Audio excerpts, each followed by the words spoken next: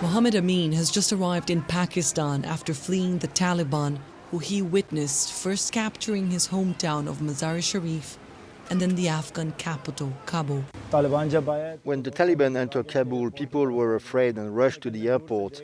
I was watching from a distance. The situation was chaotic. People were in the state of panic. They thought anything could happen to them. Everyone was trying to board the planes. They were even trying to climb the wings of the planes. Many fell off. They were very afraid. He says he had no other choice but to rush out by land, and that many more will follow his steps once the US stops airlifting desperate Afghans out of Kabul International Airport. But an increase in the number of displaced Afghans is likely to ramp up tensions in the region and eventually the wider world. For now, at least, a refugee crisis of massive proportions has not materialized. However, Pakistan is warning the international community should do more to help this nation, which has already bore the brunt of over 40 years of conflict across the border. Pakistan's national security advisor says apart from Afghanistan, nobody else suffered as much with the multiple wars than his country. Do you know that Pakistan has 80,000 plus casualties since 9/11 in its country, and the war was next door?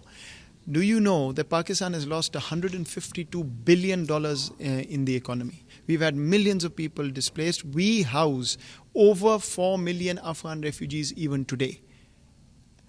This, when the conversation in the West is about 5 more refugees, is too much. Moeed Yusuf also says there's only one way for Afghanistan to enjoy sustainable peace, and that involves negotiating with the Taliban.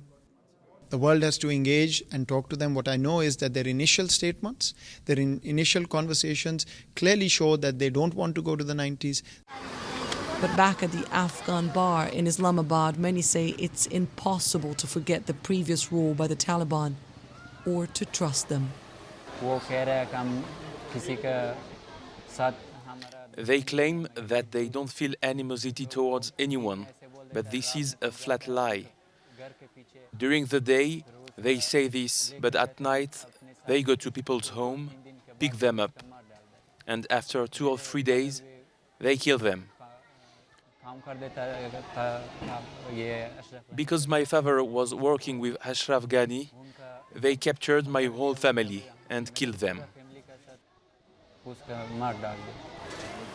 Syed is now alone, heartbroken, and afraid. He also has no hope of returning to Afghanistan. After losing his parents and 5 siblings, he says he's now also lost his country for good. Annalise Borges in Islamabad, Pakistan, for Euronews.